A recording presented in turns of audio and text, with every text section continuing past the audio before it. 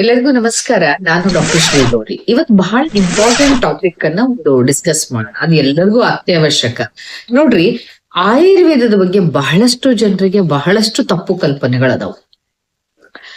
ಭಾರತದ ಆಯುರ್ವೇದ ಭಾರತವನ್ನ ಬಿಟ್ಟು ವಿಶ್ವದ ಬೇರೆ ಬೇರೆ ರಾಷ್ಟ್ರಗಳಲ್ಲಿ ಭಯಂಕರ ಮನ್ನಣೆಯನ್ನ ಪಡ್ಕೊಳ್ತಾ ಇದೆ, ಪಾಪ್ಯುಲಾರಿಟಿ ಪಡ್ಕೊಳ್ತಾ ಇದೆ. And they are accepting it with whole heart. ಬಹಳ ಸಂತೋಷದಿಂದ ಅವ್ರು ಒಪ್ಕೊಳ್ಳಿಕತ್ತಾರೆ. ಆದ್ರೆ ಅನ್ಫಾರ್ಚುನೇಟ್ಲಿ ಭಾರತೀಯರಿಗೆ ಮಾತ್ರ ವಿಚಿತ್ರವಾದ ಮನಸ್ಥಿತಿ. ಅದು ಯಾವಾಗ್ಲೂ ಹಂಗೆ. ನಮ್ಮದಂದ ತಕ್ಷಣ ನಮಗ್ ಬಹಳ ಉದಾಸೀನ. ಆಯುರ್ವೇದದ ಬಗ್ಗೆ ನಮ್ಮ ಜನರಲ್ಲಿ ಇರುವಂತ ತಪ್ಪು ಕಲ್ಪನೆಗಳು ಏನು ಅಂತಂದ್ರೆ ಅವನೊಂದು 15 ಪಾಯಿಂಟ್ಸ್ ಮಾಡಿ ನಾನು ಎಲ್ಲವನ್ನೂ ಸೇರಿಸಿ ಒಂದೇ ವಿಡಿಯೋದೊಳಗೆ ಮಾಡಿದ್ರ ತಾಸ್ಗಟ್ಲೆ ಆಗ್ತದ. ಅದಕ್ಕೊಂದು 5 ಪಾಯಿಂಟ್ಸ್ ಅನ್ನ ಸೇರಿಸಿ ನಾನು ಒಂದು 3 ವಿಡಿಯೋ ಪಾರ್ಟ್ 1, ಪಾರ್ಟ್ 2, ಪಾರ್ಟ್ 3 ಅಂತ ಮಾಡ್ತೀನಿ. ನೋಡ್ರಿ, ಅದು ಇವು ಎಲ್ಲವನ್ನು ಮೀರಿ ಮತ್ತೆ ನಿಮ್ಗೆ ಏನಾದ್ರು ತಪ್ಪು ಕಲ್ಪನೆಗಳಿದ್ರೆ ಅಥವಾ ಅದ್ರ ಬಗ್ಗೆ ಏನು ಮಿತ್ಸ್ ಇದ್ವಂದ್ರೆ ನೀವು ಕಮೆಂಟ್ ಅಲ್ಲಿ ಹಾಕ್ಬೋದು. ಫಸ್ಟ್ ಟೈಮ್ ಯಾರು ನನ್ನ ಚಾನಲ್ ನೋಡ್ಲಿಕ್ಕೆ ಹತ್ತಿರಲ್ಲ, ಇದು ಒಂದು ರಿಯಲಿ ಒಂದು ಎಫರ್ಟ್ ಹಾಕಿ ಮಾಡ್ತಾ ಇರುವಂತ ಒಂದು ಚಾನಲ್ ಇದೆ. ಆಕ್ಚುಲಿ ನಾನು ಬಹಳ ಬ್ಯುಸಿ ಇರ್ತೀನಿ. ಅದ್ರೊಳಗನೆ ಜನರಿಗೆ ಸರಿಯಾದಂತ ಇನ್ಫಾರ್ಮೇಶನ್ ರೀಚ್ ಆಗ್ಬೇಕು, ಅಥೆಂಟಿಕ್ ಇನ್ಫಾರ್ಮೇಶನ್ ರೀಚ್ ಆಗ್ಬೇಕು, ಮತ್ತು ಇದರಿಂದ ಜನರಿಗೆ ಬಹಳ ಲಾಭ ಆಗ್ಬೇಕು ಅನ್ನೋದಕ್ಕೋಸ್ಕರ ನಾನು ಇದನ್ನ ಮಾಡ್ತಾ ಇರುವಂತದ್ದು. ಅದಕ್ಕೋಸ್ಕರ ಯಾರು ಫಸ್ಟ್ ಟೈಮ್ ನೋಡ್ಲಿಕ್ಕತ್ತೀರಿ ಅವರು ಇದನ್ನ ಸಬ್ಸ್ಕ್ರೈಬ್ ಮಾಡ್ಲಾರ್ದೆ ನೋಡ್ತಾ ಇರೋರಂತೂ ಮೊದಲು ಸಬ್ಸ್ಕ್ರೈಬ್ ಮಾಡ್ಕೊಡ್ರಿ. ಎಲ್ಲರೂ ಸಬ್ಸ್ಕ್ರೈಬ್ ಮಾಡ್ಕೊಡ್ರಿ. ಮತ್ತು ನಿಮಗೆ ಈ ಲೈಕ್ ಆಯ್ತು ಅಂತಂದ್ರೆ ನಾ ಹೇಳೋ ವಿಷಯ, ಇದನ್ನ ಲೈಕ್ ಮಾಡ್ರಿ. ನಿಮ್ಮ ಎಲ್ಲಾ ಫ್ರೆಂಡ್ಸ್ಗೂ ಈ ವಿಷಯವನ್ನ ಶೇರ್ ಮಾಡ್ರಿ. ಅಂದ್ರೆ ಒಳ್ಳೆ ವಿಷಯ ಎಲ್ಲರ ಜೊತೆಗೂ ನೀವು ಶೇರ್ ಮಾಡ್ಕೊಂಡಾಗ ಅಂತ ವಿಷಯಗಳು ವೈರಲ್ ಆಗ್ಬೇಕು. ಓಕೆ, ಮೊದಲನೇ ಒಂದು ತಪ್ಪು ಕಲ್ಪನೆ ಏನು ಅಂದ್ರೆ ಆಯುರ್ವೇದದ ಮೆಡಿಸಿನ್ಸ್ ನಮ್ ಜನರು ತಲೆಯೊಳಗೈತಿದು ನಮಗ್ ನಾಟುದಿಲ್ರಿ, ಎಲ್ಲಾರ್ಗೂ ನಾಟುದಿಲ್ಲ, ನಮಗ್ ಹೊಂದುದಿಲ್ಲ. ಅಂದ್ರೆ ಆಯುರ್ವೇದಿಕ್ ಮೆಡಿಸಿನ್ಸ್ ಎಲ್ಲಾರ್ಗೂ ನಾಟುವುದಿಲ್ಲ. ಏನ್ ಅರ್ಥ ಇದು? ಇದ್ರ ಬಗ್ಗೆ ಒಂದ್ಸರಿ ಕುತ್ಕೊಂಡು ಆರಾಮಾಗಿ ವಿಚಾರ ಮಾಡಿರ. ನೀವು ಯಾವ ದೇಶದಲ್ಲಿ ಹುಟ್ಟಿರಿ, ಯಾವ ರೀತಿ ಆಹಾರವನ್ನ ಸೇವನೆ ಮಾಡ್ತಾ ಇದ್ದೀರಿ, ನೀವು ಉಸಿರಾಟಕ್ಕೆ ಈ ರೀತಿ ವಿಚಾರ ಮಾಡೋರಿಗೆ ನಾನು ಮುಖ್ಯವಾಗಿ ಕೇಳ್ತೀನಿ. ಉಸಿರಾಟ ಎಲ್ಲರೂ ತಗೊಳಂಗ್ ನೀವು ಅದೇ ಆಕ್ಸಿಜನ್ ಅನ್ನ ತಗೊಳ್ತೀರಲ್ಲ, ಅದೇ ಪೃಥ್ವಿ, ಆ ತೇಜ, ವಾಯು, ಆಕಾಶ, ಮಹಾಭೂತಗಳೇ ನಿಮ್ಮ ದೇಹದಲ್ಲೂ ಇದ್ದಾವಲ್ಲ, ಅದೇ ಪ್ರಿನ್ಸಿಪಲ್ಸ್ ಅನ್ನ ಒಳಗೊಂಡಿರುವಂತಹ ವಿಜ್ಞಾನ ಇದು. ಮತ್ತು ನಮ್ಮ ಭೂಮಿಯಲ್ಲಿರುವಂತಹ ಗಿಡಮೂಲಿಕೆಗಳು ಮತ್ತು ಖನಿಜಾಂಶಗಳನ್ನ ಎರಡನ್ನೂ ಸೇರಿಸಿ ಹರ್ಬೋ ಮಿನರಲ್ ಕಾಂಬಿನೇಷನ್ಸ್ ನಮ್ಮ ಆಯುರ್ವೇದದಲ್ಲಿ ಇರ್ತಾವು. ಸಪ್ತ ಧಾತುಗಳನ್ನ ಬ್ಯಾಲೆನ್ಸ್ ಮಾಡುವಂತಹ ಮತ್ತು ಅಗ್ನಿಯನ್ನ ಬ್ಯಾಲೆನ್ಸ್ ಮಾಡುವಂತಹ ಬಹಳ ಪ್ರಿಮಿಟಿವ್ ಸಿಸ್ಟಮ್ ನಿಮಗೆ ಯಾಕೆ ಹೊಂದೋದಿಲ್ಲ? ನಮಗ್ ನಾಟುದಿಲ್ರಿ. ಅರ್ಥ ಏನು? ಸ್ಟೆರಾಯ್ಡ್ಸ್ ತಗೊಳ್ಬೇಕಾದ್ರೆ ಅಥವಾ ನೀವೇ ಸೆಲ್ಫ್ ಮೆಡಿಕೇಶನ್ ಮಾಡ್ಕೊಂಡು ಪೇನ್ ಕಿಲ್ಲರ್ಸ್ ಅನ್ನ ಮೆಡಿಕಲ್ ಶಾಪ್ ಅಲ್ಲಿ ಹೋಗಿ ತಗೋಬೇಕಾದ್ರೆ ಇಂಥ ಪ್ರಶ್ನೆಗಳೇ ಬರುವುದಿಲ್ಲ. ಕೆಮಿಕಲ್ಸ್ ಅನ್ನ ದೇಹಕ್ಕೆ ಡಂಪ್ ಮಾಡ್ತಾ ಇರ್ಬೇಕಾದ್ರೆ ಇಂಥ ಪ್ರಶ್ನೆಗಳು ಬರುವುದಿಲ್ಲ. ಒಳ್ಳೆ ಹೆಲ್ದಿ ಆಗಿರುವಂತಹ ಆಯುರ್ವೇದಿಕ್ ಮೆಡಿಸಿನ್ಸ್ ಅನ್ನ ತಗೋಬೇಕಾದ್ರೆ ಇದು ನಮಗ್ ನಾಟುವುದಿಲ್ರಿ. ಇದು ಮೊದಲನೆಯ ತಪ್ಪು. ಇದ್ರ ಮೊದಲು ನಿಮ್ಮ ತಲೆಯಿಂದ ತೆಗೆದ ಬಿಸಾಕ್ರಿ. ಆಯುರ್ವೇದ ಕೇವಲ ಮನುಷ್ಯರಿಗೆ ಮಾತ್ರ ಅಲ್ಲ, ವೃಕ್ಷ ಆಯುರ್ವೇದ ಅಂತ ಇದೆ, ಪಶು ಆಯುರ್ವೇದ ಅಂತ ಇದೆ. ಅಂದ್ರೆ ಆನಿಮಲ್ಸ್ ಹೆಲ್ತ್ ಕೂಡ ಆಯುರ್ವೇದದ ಪ್ರಕಾರ ಹೆಂಗ್ ಮ್ಯಾನೇಜ್ ಮಾಡ್ಬೇಕು ಅಂತ ಬಹಳ ನೀಟಾಗಿದೆ. ವೃಕ್ಷಗಳ ಆರೋಗ್ಯ ಹೆಂಗ್, ಯಾವ ರೀತಿ ಗಾರ್ಡನಿಂಗ್ ಮಾಡ್ಬೇಕು, ಯಾವ ರೀತಿಯಾಗಿ ಹಣ್ಣು ಹೂಗಳನ್ನ ಫಲವತ್ತಾಗಿ ಬೆಳಿಬೇಕು ಅನ್ನೋದು ಕೂಡ ಆಯುರ್ವೇದದಲ್ಲಿ ಇದೆ. ಅಂದ ಮೇಲೆ ನಮ್ಮ ದೇಹದ ಬಗ್ಗೆ ಎಷ್ಟು ಸೂಕ್ಷ್ಮವಾಗಿ ನಮ್ಮ ಋಷಿಮುನಿಗಳು ಸ್ಟಡಿ ಮಾಡಿ ಬರೆದಿಟ್ಟಿರುವಂತಹ ವಿಜ್ಞಾನ, primitive medical science. But only one thing ಏನು ಅಂತಂದ್ರೆ ಇದು ಎಲ್ಲಾ ನಮ್ಮ ಆಯುರ್ವೇದದಲ್ಲಿರುವಂತ ಸೂತ್ರಗಳ ರೂಪದಲ್ಲಿ, ಏನೇ ಹೇಳ್ಬೇಕಾದ್ರೂ ಸೂತ್ರಗಳ ರೂಪದಲ್ಲಿ ಹೇಳ್ಬಿಟ್ಟಾರ. ಹಿಂಗಾಗಿ ಇದನ್ನ ಡಿಕೋಡ್ ಮಾಡಿ ಇದನ್ನ ಪ್ರಾಕ್ಟೀಸ್ ಮಾಡೋದು ಸ್ವಲ್ಪ ಡಿಫಿಕಲ್ಟ್ ಆಗ್ತದೆ. But we are doing it effectively. ಅದೆಲ್ಲ ಬಿಟ್ಟು ಎಲ್ಲೋ ಕೂತ್ಕೊಂಡು ಯಾರೋ ಅಕ್ಕಪಕ್ಕದವ್ರ ಜೊತೆ ನೀವೇ ಮಾತಾಡಿ ಆಯುರ್ವೇದಿಕ್ ಮೆಡಿಸಿನ್ಸ್ ನಮ್ಮನ್ನ ನಾಟುದಿಲ್ರಿ ಅನ್ನುವಂತ ತಪ್ಪು ಕಲ್ಪನೆಯನ್ನ ದಯವಿಟ್ಟು ನಮ್ಮ ತಲೆಯಿಂದ ತೆಗೆದು ಹಾಕ್ರಿ. ಆಯುರ್ವೇದ ಹೇತುಜನ್ಯ ಚಿಕಿತ್ಸೆಯನ್ನ ಮಾಡ್ತದ. ಅಂದ್ರೆ ಎಮರ್ಜೆನ್ಸಿ ಟ್ರೀಟ್ಮೆಂಟ್ ಅಲ್ಲಿ ನಾವು ಅಷ್ಟೊಂದು ನಮ್ಗೆ ಎಫೆಕ್ಟ್ ಅನ್ನ ಕೊಡ್ಲಿಕ್ಕೆ ಆಗುದಿಲ್ಲ. ಅದನ್ನ ನಾವು ಒಪ್ಪಿಕೊಳ್ತೀವಿ. Because every system has got its own limitations. Ayurveda main focus ಮಾಡೋದೇನು ಅಂತಂದ್ರೆ ನಿಮ್ಮ ದೂಷ್ಯಗಳನ್ನ ಬ್ಯಾಲೆನ್ಸ್ ಮಾಡ್ತದೆ. ಹೇತುಜನ್ಯ ಚಿಕಿತ್ಸಾ ಅಂದ್ರೆ ರೂಟ್ ಕಾಸ್ ಟ್ರೀಟ್ಮೆಂಟ್ಗೆ ಹೋಗ್ತೀವಿ ನಾವು. ಎಲ್ಲಿಂದ ಶುರುವಾಯ್ತು, ಹೆಂಗ್ ಶುರುವಾಯ್ತು ಅಂತ ಹೇಳಿ ಅದನ್ನ ಬೇರೆದ್ರಲ್ಲಿ ಹೇಳೋಣ ಅಂತ ಇವತ್ ನಾನು ಆ ಮಿಥನ್ನ ನಿಮಗೆ ಬರ್ಸ್ಟ್ ಮಾಡ್ತಾ ಇದ್ದೀನಿ. ದಯವಿಟ್ಟು ಈ ತಪ್ಪು ಕಲ್ಪನೆಯನ್ನ ಬಿಡ್ರಿ. ಎಲ್ಲರಿಗೂ ಈ ನಾಟ್ ಓನ್ಲಿ ಇಂಡಿಯನ್ಸ್, ಪ್ರತಿಯೊಬ್ಬ ಭೂಮಿಯ ಮೇಲೆ ಹುಟ್ಟಿರುವಂತ ಪ್ರತಿಯೊಬ್ಬ ಜೀವಿಗೂ ಕೂಡ ಆಯುರ್ವೇದ ಬಹಳ ಇಫೆಕ್ಟ್ ಆಗಿ ಕೊಡ್ತದೆ. ಯಾವಾಗ ನೀವು ಚೆನ್ನಾಗಿ ಇಫೆಕ್ಟ್ ಬರ್ತದಂದ್ರೆ ನೀವು ಕ್ವಾಲಿಫೈಡ್ ಆಯುರ್ವೇದಿಕ್ ಡಾಕ್ಟರ್ಸ್ ಕಡೆ ಹೋಗ್ಬೇಕು.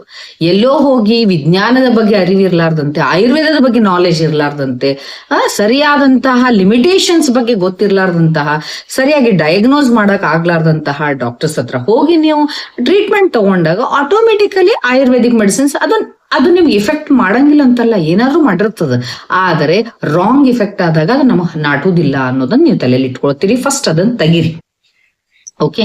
ಸೆಕೆಂಡ್ ಥಿಂಗ್ ಇನ್ನೊಂದು ದೊಡ್ಡ ಮಿತ್, ಇದ್ರ ಬಗ್ಗೆ ತಪ್ಪು ಕಲ್ಪನೆ ಏನು ಅಂತಂದ್ರೆ, ಆಯುರ್ವೇದಿಕ್ ಮೆಡಿಸಿನ್ಸ್ ಹೀಟ್ ಆಗ್ತಾವ ನಮಗ. ಇದು ಎಲ್ಲಿಂದ ಬರ್ತದೋ ನನಗ್ ಗೊತ್ತಿಲ್ಲ. ಹೀಟ್ ಆಗ್ತಾವ ಅಂದ್ರೆ ಅರ್ಥ ಏನು? ಜಲಂ ಔಷಧಂ, ಅನ್ನಂ ಔಷಧಂ, ವಾಯು ಔಷಧಂ, ಅಗ್ನಿಂ ಔಷಧಂ ಅಂತ ನಮ್ಮಲ್ಲಿ ಹೇಳ್ತೀವಿ ನಾವು. ಅಂಥ ಒಂದು ಸಿಸ್ಟಮ್ ಅಲ್ಲಿ ಇಲ್ಲಿ ಉಷ್ಣವೀರ್ಯ ಔಷಧಿಗಳನ್ನ ಕೊಟ್ಟಾಗ ಉಷ್ಣ ಆಗ್ತದೆ, ಶೀತವೀರ್ಯ ಔಷಧಿಗಳನ್ನ ಕೊಟ್ಟಾಗ ಆಟೋಮೆಟಿಕ್ಲಿ ಶೀತ ಆಗ್ತದೆ. ಎಂತ ಔಷಧಿಗಳನ್ನ ಎಂತ ಪ್ರಕೃತಿಯವರಿಗೆ ಕೊಡಬೇಕು ಅನ್ನೋ ನಾಲೆಜ್ ಡಾಕ್ಟರ್ಸ್ ಇದ್ದು ಅದನ್ನ ಸರಿಯಾಗಿ ಕೊಟ್ರು ಅಂದ್ರೆ ನಿಮಗೆ ಯಾವುದೇ ರೀತಿಯಲ್ಲೂ ಕೂಡ ಏನೋ ಸಮಸ್ಯೆ ಆಗುದಿಲ್ಲ. ನೀವೇ ವಿಚಾರ ಮಾಡೋರು, ಆಯುರ್ವೇದಿಕ್ ಮೆಡಿಸಿನ್ಸ್ ಏನೂ ಸೈಡ್ ಇಫೆಕ್ಟ್ಸ್ ಇಲ್ಲ ಅಂತ ತಿಳ್ಕೊಂಡು ವಿಚಾರ ಮಾಡಿ ನೀವ ಏನೇನೋ ಮೆಡಿಸಿನ್ಸ್ ತಗೊಂಡು ಆ ಸಮಸ್ಯೆಗಳನ್ನ ಮಾಡ್ಕೊಂಡು ಅದ್ರ ಡೋಸ್ ಬಗ್ಗೆ ಅರಿವಿರುವುದಿಲ್ಲ, ನೀವೇ ಏನಾರ ಮಾಡ್ಕೊಂಡು ಕೆಟ್ಟ ಹೆಸರು ಕೊಡೋರು ನೀವೇ. ಇಲ್ಲ ಆಯುರ್ವೇದಿಕ್ ಮೆಡಿಸಿನ್ಸ್ ನಮ್ ಹೀಟ್ ಆಗ್ತಾವು, ಇದನ್ನ ತಗೊಂಡ ನನ್ನ ಬಾಯ ಗುಳ್ಳ್ಯಾದು ಹಂಗಾತು ಅಂತ ಹೇಳಿ ಅದಕ್ಕೆ ಕೆಟ್ಟ ಹೆಸರು ಕೊಡೋರು ನೀವೇ. ಇದು ತಪ್ಪು. ಇಂಥ ತಪ್ಪುಗಳನ್ನ ಮಾಡಕ್ ಹೋಗ್ಬೇಡ್ರಿ. ಆಯುರ್ವೇದ ವಿಜ್ಞಾನವನ್ನ ಬಹಳ ಸೀರಿಯಸ್ ಆಗಿ ತೆಗೆದುಕೊಳ್ಳುವಂತ ಸಮಯ ಇದು.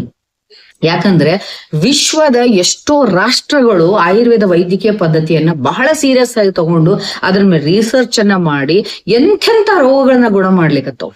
ಆದ್ರೆ ನಮ್ಮವ್ರಿಗೆ ಅದು ಬೇಡ. ನಮ್ಮವ್ರಿಗೆ ಏನಿದ್ರು ಇವ್ರಿಗೆ ಮದ್ದು ಕುಡಿದ ತಕ್ಷಣ ಎದ್ ನಿಂತ್ಕೋಬೇಕು. ಅದು ತಪ್ಪು ಅಂತ ಹೇಳೋದಿಲ್ಲ ನಾನು. ನಿಮಗೆ ಆ ರೀತಿ ಎಮರ್ಜೆನ್ಸಿ ಕಂಡೀಷನ್ಸ್ ಬಂದಾಗ you have to take emergency medicines. ಅಲ್ಲಿ ಆಯುರ್ವೇದಕ್ಕೆ ಬರ್ಲಿಕ್ಕೆ ಹೋಗ್ಬೇಡ್ರಿ. ಕಾಲು ಮುರ್ಕೊಂಡಾಗ, ಕೈ ಮುರ್ಕೊಂಡಾಗ, ಬ್ರೈನ್ ಟ್ಯೂಮರ್ ಆಗೈತಿ, ಸಡನ್ ಕಾರ್ಡಿಯಾಕ್ ಅರೆಸ್ಟ್ ಆಗೈತಿ, ಅಥವಾ ಹಾರ್ಟ್ ಅಟ್ಯಾಕ್ ಆಗೈತಿ, 99% ಬ್ಲಾಕೇಜ್ ಐತಿ, ಅಥವಾ ಬ್ರೈನ್ ಸ್ಟ್ರೋಕ್ ಆಗೈತಿ, ಯಾರೋ ಬಂದು ಸ್ಟ್ಯಾಬ್ ಮಾಡ್ಯಾರ, ಚೋಳ ಕಡ್ದ, ಇಂಥ ಟೈಮಲ್ಲಿ ನೀವು ಆಯುರ್ವೇದಕ್ಕೆ ಬರುವ ಅವಶ್ಯಕತೆ ಇಲ್ಲ. ಇವೆಲ್ಲ ಎಮರ್ಜೆನ್ಸಿ ಕಂಡೀಷನ್ಸ್. ಇಂತಲ್ಲಿ ನೀವು ಅಲೋಪತಿಗೆ ಹೋಗ್ಬೇಕು, ಎಮರ್ಜೆನ್ಸಿ ಮೆಡಿಸಿನ್ಸ್ ತಗೋಬೇಕು, ಡ್ರಿಪ್ಸ್ ಹಾಕಿಸ್ಕೊಳ್ಬೇಕು, ಸರ್ಜರಿ ಬೇಕು ಅಂದ್ರೆ ಮಾಡಿಸ್ಕೊಳ್ಬೇಕು. ಆದ್ರೆ ಎಲ್ಲಿ ಕ್ರಾನಿಕ್ ಪ್ರಾಬ್ಲಮ್ಸ್ ಇರ್ತಾವು, ಎಲ್ಲಿ ದೋಷಗಳು ಬಹಳ ಕ್ರಾನಿಕ್ ಆಗಿರ್ತಾವು, ಅಂತ ಟೈಮಲ್ಲಿ ದೇಹವನ್ನ ಕೆಮಿಕಲ್ಸ್ ಇಂದ ತುಂಬುವಂತ ಡಸ್ಟ್ಬಿನ್ ಮಾಡ್ಕೊಳ್ಳೋದ್ ಬಿಟ್ಟು ಪ್ರಾಪರ್ ಆಗಿರುವಂತಹ ಕ್ವಾಲಿಫೈಡ್ ಆಯುರ್ವೇದಿಕ್ ಫಿಸಿಷಿಯನ್ಸ್ ಹತ್ರ ನೀವು ಭೇಟಿ ಕೊಟ್ಟಾಗ ನಾವು ರೋಗ ಪರೀಕ್ಷೆಯನ್ನ ಮಾಡಿಕೊಂಡು ಅದಕ್ಕೆ ಹೊಂದುವಂತ ಪ್ರಕೃತಿಗೆ ಅನುಗುಣವಾಗಿ, ಕೋಷ್ಟಕ್ಕೆ ಅನುಗುಣವಾಗಿ ದಶವಿಧ ಪರೀಕ್ಷೆಗಳನ್ನೆಲ್ಲ ಮಾಡಿ, ಲ್ಯಾಬ್ ಇನ್ವೆಸ್ಟಿಗೇಷನ್ಸ್ ಎಲ್ಲ ಮಾಡಿ ನಾವು ಟ್ರೀಟ್ಮೆಂಟ್ ಅನ್ನ ಕೊಡ್ತೀವಿ. ಆವಾಗ ಖಂಡಿತವಾಗ್ಲೂ ನಿಮ್ಗೆ ಒಳ್ಳೆ ರಿಸಲ್ಟ್ ಬರ್ತದೆ. ಜಪಾನ್ ದೇಶದವರಿಗೆ ಆಯುರ್ವೇದ ಒಳ್ಳೆ ರಿಸಲ್ಟ್ ಕೊಡ್ಲಿಕ್ಕೆ, ಆಸ್ಟ್ರೇಲಿಯಾದವ್ರಿಗೆ ಒಳ್ಳೆ ರಿಸಲ್ಟ್ ಕೊಡ್ತಾ ಇದೆ. ಜರ್ಮನಿಯವರಂತೂ almost they have accepted Ayurveda. ಅಮೆರಿಕದವರು ಯೂಸ್ ಮಾಡ್ಕೊಳ್ತಾ ಇದ್ದಾರೆ, ಚೈನೀಸ್ ಅದನ್ನ ಯೂಸ್ ಮಾಡ್ಕೊಳ್ತಾರೆ. ಬಟ್ ಭಾರತದವ್ರಿಗೆ ಮಾತ್ರ ನಮಗೆ ಇದನ್ನ ನಾಟುವುದಿಲ್ಲ. ನಿಮ್ಮನ್ನ ನಾಟುವುದು ಏನು ನಂಗೆ ಅದು ಅರ್ಥನೇ ಆಗ್ತಾ ಇಲ್ಲ. ನಿಮ್ಮನ್ನ ನಾಟುವುದು ಏನು ಅಂತಂದ್ರೆ ಬೇರೆ ದೇಶದಿಂದ ಬಂದಂತ ಫಾಸ್ಟ್ ಫುಡ್ಸ್, ಎಂತಾವ್ ಬೇಕಂತಾವ್ ಕೆಮಿಕಲ್ಸ್, ನೀವ ಸೆಲ್ಫ್ ಮೆಡಿಕೇಶನ್ ಮಾಡ್ಕೋಬೇಕು ಅಂದಾಗ ಮಾತ್ರ ನಿಮಗ್ ನಾಟ್ತದೆ. ದಯವಿಟ್ಟು ಇಂಥ ತಪ್ಪನ್ನ ಮಾಡ್ಕೊಳಕ್ ಹೋಗ್ಬೇಡ್ರಿ, ಅರ್ಥ ಮಾಡ್ಕೊಳ್ರಿ. ಇದು ನನ್ನ ಕೈಂಡ್ ರಿಕ್ವೆಸ್ಟ್. ವಿಜ್ಞಾನನೇ, ಅದಕ್ಕೆ ಅದರದೇ ಆದಂತ ಇಫೆಕ್ಟ್ಸ್ ಇರ್ತದ. ಓಕೆ. ನೆಕ್ಸ್ಟ್ ಬಂದು ಆಯುರ್ವೇದಕ್ ಸೈಡ್ ಇಫೆಕ್ಟ್ಸೇ ಇಲ್ಲ. ನೀವೇ ಹೇಳ್ಕೊಂಡ್ಬಿಡ್ತೀರಿ. ಯಾರು ಹೇಳಿದ್ರು ಆಯುರ್ವೇದ ಮೆಡಿಸಿನ್ಸ್ ಸೈಡ್ ಇಫೆಕ್ಟ್ಸ್ ಇಲ್ಲ ಅಂತ ಹೇಳಿ? ಇದು ನಮ್ಮ ಎದುರುಗಡೆ ಕೂತ್ಕೊಂಡು ಹೇಳ್ತಾರೆ ಇದು ಆಯುರ್ವೇದಿಕ್ ಮೆಡಿಸಿನ್ಸ್ ಅಲ್ರಿ, ಸೈಡ್ ಇಫೆಕ್ಟ್ ಇಲ್ಲಿ ತಗೊಳ್ರಿ ಅಂತ ತಗೋತೀವಿ. ತಪ್ಪು. ದಯವಿಟ್ಟು ಈ ತಪ್ಪನ್ನ ಮಾಡಕ್ ಹೋಗ್ಬೇಡ್ರಿ, ಈ ತಪ್ಪನ್ನ ಬಿಡ್ರಿ. ಪ್ರತಿಯೊಂದಕ್ಕೂ ಕೂಡ ನೀವು ಅತಿಯಾಗಿ ಸೇವಿಸಿದ್ರೆ ಅಥವಾ ತಪ್ಪು ಮಾತ್ರ ಅಂದ್ರೆ ತಪ್ಪು ಡೋಸ್ ಅಲ್ಲಿ ಸೇವಿಸಿದ್ರೆ ಸೈಡ್ ಇಫೆಕ್ಟ್ಸ್ ಖಂಡಿತವಾಗ್ಲೂ ಇರ್ತದೆ. ಬರೀ ಒಂದು ಹೋಳಿಗೆ ತಗೊಳ್ರಿ. ನೀವು ಮನೆಯೊಳಗೆ ಹಬ್ಬ ಹುಣ್ಣಿಮೆಗೆ ಹೋಳಿಗೆ ಮಾಡಿದ್ರೆ ಆ ಹೋಳಿಗೆನ ಟೇಸ್ಟಿ ಅದಾವು, ಮಸ್ತ್ ಅದಾವು, ನನಗೆ ಇಷ್ಟ ಅಂತ ಹೇಳ್ಕೊಂಡು 10 ಹೋಳಿಗೆ ತಿನ್ರಿ. ದೇಹ ಅದನ್ನ ಎಕ್ಸೆಪ್ಟ್ ಮಾಡ್ಕೊತದ? ಒಂದು ವಾಮಿಟ್ ಮಾಡ್ತದ, ಇಲ್ಲ ಲೂಸ್ ಮೋಷನ್ ಮಾಡಿಸ್ತದ. ಅಂದ್ರೆ ಅದನ್ನ ಅಕ್ಸೆಪ್ಟ್ ಮಾಡ್ಕೊಳ್ಳೋದಿಲ್ಲ. ಹಂಗೆ ದೇಹ ತನಗೆ ಬೇಡವಾದಂತಹ ಅಥವಾ ರಾಂಗ್ ಅವಸ್ಥೆಯಲ್ಲಿ, ತಪ್ಪು ಅವಸ್ಥೆಯಲ್ಲಿ ಬಂದಂತಹ ಆಹಾರವೇ ಆಗ್ಲಿ, ಔಷಧಿಯನ್ನ ಆಗ್ಲಿ ಯಾವುದೇ ರೂಪದಲ್ಲಿ ದೇಹದಿಂದ ಹೊರಗೆ ಹಾಕ್ತದ, ಇಲ್ಲ ಯಾವುದೋ ಸಿಸ್ಟಮ್ ಮೇಲೆ ಬ್ಯಾಡ್ ಎಫೆಕ್ಟ್ ಆಗೇ ಆಗ್ತದೆ. ಹಾಗೆ ಸೇಮ್ ಆಯುರ್ವೇದಿಕ್ ಮೆಡಿಸಿನ್ಸ್ ಕೂಡ. ಯಾಕಂದ್ರೆ ಆಯುರ್ವೇದ ಔಷಧಿಯಲ್ಲಿ ಕೇವಲ ಗಿಡಮೂಲಿಕೆಗಳು ಇರುವುದಿಲ್ಲ.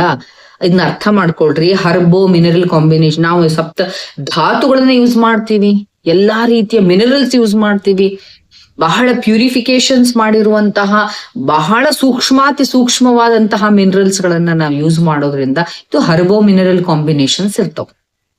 ಅವುಗಳನ್ನ ನಾವು ನಿಮ್ಮ ಪ್ರಕೃತಿಯನ್ನ ನೋಡಿ ಸರಿಯಾಗಿ ಅಸೆಸ್ ಮಾಡಿ ಕೊಟ್ಟಾಗ ಡಾಕ್ಟರ್ಸ್ ಹೆಂಗ್ ಹೇಳಿರ್ತಾರೋ ಅದ್ರ ಪ್ರಕಾರ ನೀವು ತಗೊಂಡಾಗ ಏನೂ ಸೈಡ್ ಎಫೆಕ್ಟ್ ಆಗುದಿಲ್ಲ. ಅದು ಬಿಟ್ಟು ನೀವೇ ಏನಾರೋ ತಗೊಂಡ್ರೆ, ಎಕ್ಸಾಂಪಲ್ ನಾ ಹೇಳ್ತೀನಿ, ಒಂದು ಸಿಂಪಲ್ ಎಕ್ಸಾಂಪಲ್ ಹೇಳ್ತೀನಿ. ನಮ್ಮಲ್ಲಿ ಒಂದು ಪೇಷಂಟ್ 3 months ಪ್ರೆಗ್ನೆನ್ಸಿ ಪೇಷಂಟ್, ಅದು ಯಾರು ಹೇಳಿದ್ರೋ ಗೊತ್ತಿಲ್ಲ, ಅವ್ರಿಗೆ 3 months ಪ್ರೆಗ್ನೆಂಟ್ ಆಗಿದ್ರು. ಆವಾಗ ಮೈಕೈ ನೋವು ಬಂತು ಅಂತ, ಇಲ್ಲ ಪೇನ್ ಕಿಲ್ಲರ್ಸ್ ತಗೊಂಡ್ರೆ ಸೈಡ್ ಎಫೆಕ್ಟ್ ಆಗ್ತದ, ಬೇಡ ತ್ರಿಫಲಾ ಗುಗ್ಗುಳು ತಗೊಂಡೆ, ಯೋಗರಾಜ್ ಗುಗ್ಗುಳು ತಗೊಳ್ಳೋಣ. ಯೋಗರಾಜ್ ಗುಗ್ಗುಳು ಅನ್ನುವಂಥದ್ದು ಆಯುರ್ವೇದದಲ್ಲಿ ನೋವಿಗೆ ಕೊಡುವಂತ ಟ್ಯಾಬ್ಲೆಟ್. ಯೋಗರಾಜ್ ಗುಗ್ಗುಳು ತಗೊಂಡ್ಬಿಡೋಣ, ಅದರಿಂದ ಏನೂ ಆಗುದಿಲ್ಲ, ಸೈಡ್ ಎಫೆಕ್ಟ್ ಇಲ್ಲ ಆಯುರ್ವೇದಕ್ಕೆ ಅಂತ ತಮಗೆ ತಾವೇ ತಿಳ್ಕೊಂಡು ಯೋಗರಾಜ್ ಗುಗ್ಗುಳನ್ನು ತಗೊಂಡ್ಲು. ಕಂಟಿನ್ಯೂಸ್ ಆಗಿ 8 ರಿಂದ 10 ದಿವಸ ತಗೊಂಡ್ಮೇಲೆ ಅಬಾರ್ಷನ್ ಆಯ್ತು. ಯಾಕೆ? ಗುಗ್ಗುಳು ಏನ್ ಕೆಲಸ ಮಾಡ್ತದ, ತನ್ನ ಕೆಲಸವನ್ನ ಮಾಡ್ತದ, ಕರ್ಷಣ ಕೆಲಸವನ್ನ ಮಾಡ್ತದ. ಆಟೋಮೆಟಿಕಲಿ ಆಕೆದು ಅಬಾರ್ಷನ್ ಆಯ್ತು. ಅವಾಗ ಏನನ್ನೋದು, ಆಯುರ್ವೇದಿಕ್ ಮೆಡಿಸಿನ್ಸ್ ತಗೊಂಡ್ರೆ ಅದು ನಮ್ಮನ್ನ ನಾಟ್ಲಿಲ್ಲ.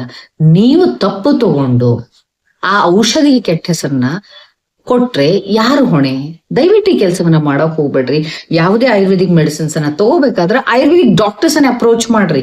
ನೀವು ಅವ್ರ ಜೊತೆ ಕೂತ್ಕೊಂಡು ಡಿಸ್ಕಸ್ ಮಾಡ್ರಿ, ನಿಮ್ಮ ರೋಗದ ಬಗ್ಗೆ, ರೋಗಿಯ ಬಗ್ಗೆ ಏನೈತಿ ಕಂಡೀಷನ್, ಏನ್ ತಗೊಳ್ತಾ ಇದ್ದೀರಿ ಅನ್ನೋದನ್ನ ಅರ್ಥ ಮಾಡ್ಕೊಡ್ರಿ. ಅದಕ್ಕೆ ಆಯುರ್ವೇದ ಮೆಡಿಸಿನ್ಸ್ ಇರ್ಲಿ, ಅಲೋಪತಿ ಮೆಡಿಸಿನ್ಸ್ ಇರ್ಲಿ, ಹೋಮಿಯೋಪತಿ ಮೆಡಿಸಿನ್ಸ್ ಇರ್ಲಿ, ಮತ್ತೊಂದಿರ್ಲಿ ಮಗದೊಂದಿರ್ಲಿ, ಬರೀ ನೀರು ಆಹಾರ ಏನೇ ಆಗಿರ್ಲಿ, even to the extent of air, ಗಾಳಿ ಕೂಡ ಅತಿ ಆತಂದ್ರೆ ಅಥವಾ ರಾಂಗ್ ವೇ ಒಳಗ್ ಬಂತು ಅಂದ್ರೆ ಸೈಡ್ ಇಫೆಕ್ಟ್ ಆಗಿ ಆಗ್ತದೆ. ಗಾಳಿ ಏನೂ ಸೈಡ್ ಇಫೆಕ್ಟ್ ಇಲ್ಲ ಅಂತ ಹೇಳ್ಕೊಂಡು 10 ನಿಮಿಷ ಫ್ಯಾನ್ ಎದುರುಗಡೆ ಕೂತ್ಕೊಳ್ರಿ ನೋಡೋಣ, ಉಸಿರಾಡ್ಲಿಕ್ಕೆ ಆಗ್ತದ? ಮುಖಕ್ಕೆ ಹೊಡಿತದ.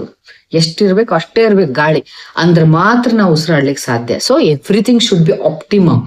ಹಂಗೆ ಒಂದು, ನಮ್ಮ ನಾಟುದಿಲ್ಲ ಅನ್ನೋದಂಥದ್ದು ತಪ್ಪು ಕಲ್ಪನೆ. 2ನೇದು ಸೈಡ್ ಇಫೆಕ್ಟ್ ಇಲ್ಲ ಅನ್ನುವಂಥದ್ದು ತಪ್ಪು ಕಲ್ಪನೆ.